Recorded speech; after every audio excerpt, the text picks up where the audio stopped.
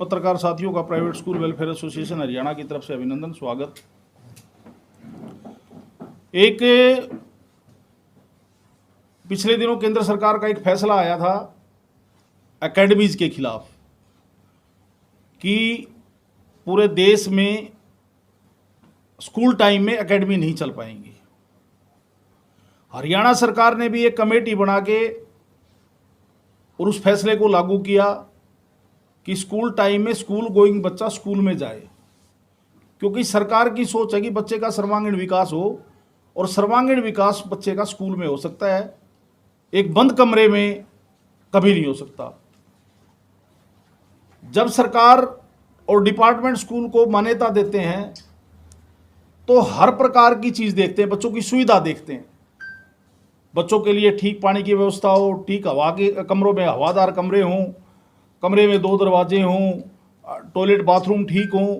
तो सारी जो भी नॉर्म्स है हरियाणा सरकार एजुकेशन डिपार्टमेंट के, उनको पूरा करके और उनको मान्यता मिलती है।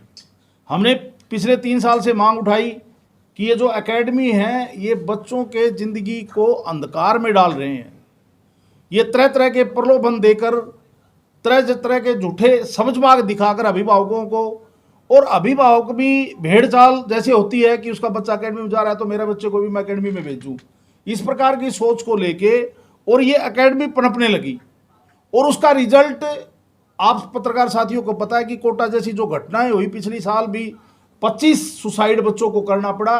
उसका सिर्फ और सिर्फ एक रीजन है कि बच्चा का जो विकास है बच्चे का, चाहे वो बौद्धिक विकास हो, चाहे वो शारीरिक विकास है, चाहे मानसिक विकास है, वो विकास रुक जाता है और बच्चा मानसिक दबाव में आ जाता है, मानसिक प्रेशर, क्योंकि उसके ऊपर 2 प्रकार का प्रेशर रहता है। एक तो अभिभावक का प्रेशर रहता है। अभिभावक जब इतना मोटा पैसा लगा के बच्चे को बाहर निकालता है, बाहर भेजता है, तो उसकी ये मेंटलिटी होती है कि हमारा बच्चा अच्छा रिजल्ट दे, बढ़िया दे और थोड़े से टाइम में दे।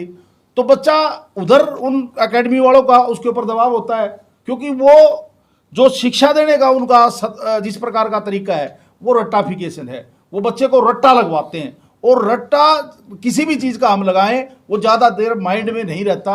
तो बच्चा जब माइंड में नहीं रहेगा तो वो चीज़ कैसे उसका रिजल्ट दे पाएगा। तो बच्चा जब डिप्रेशन में आके, और उसको अल्टीमेटली इतना डिप्रेशन में चला जाता है कि उसको सुसाइड जैसी माइंड में ये चीज़ें आने लग जाती हैं। और कई बच्चे आपने देखा होगा, इस साल भी, ये साल शुरू हुआ है पिछले थोड़े से दिन में, अब भी 2-4 बच्चों ने सुसाइड कर लिया, 8 बच्चों ने वहाँ सुसाइड कर लिया। ये छोटे छोटे कमरों में 20-30 बच्चों को रोक लेते हैं, कोई टीचर नहीं रखते, वो अपना घर का काम भी करते हैं और उन बच्चों को भी देख लेते हैं। भाई गली के वहीं क्या वहीं बच्चा वहीं रह जाए।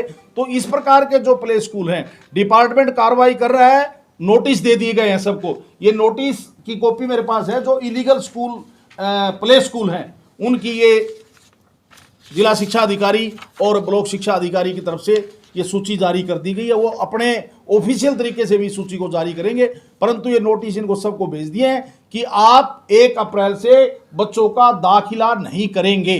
ये क्लियर कट कहा गया है इसमें। अगर आप दाखिला करते हैं तो आपके खिलाफ विभागीय कार्रवाई भी की जाएगी और आपको इसको बंद भी किया जाएगा। तो मैं पेरेंट्स से आग्रह करना चाहता हूं कि इस प्रकार के जो ये फर्जी जो प्ले स्कूल गली गली में, मोहल्ले मोहल्ले में 2-2 कमरों में खुले हुए हैं, उनको ध्यान में रखते हुए और अपने बच्चों का दाखिला अच्छे स्कूलों में करवाएं, रिकॉग्नाइज स्कूलों में करवाएं, जहां बच्चे को ठीक शिक्षा मिल सके, ये बच्चा पढ़ सके।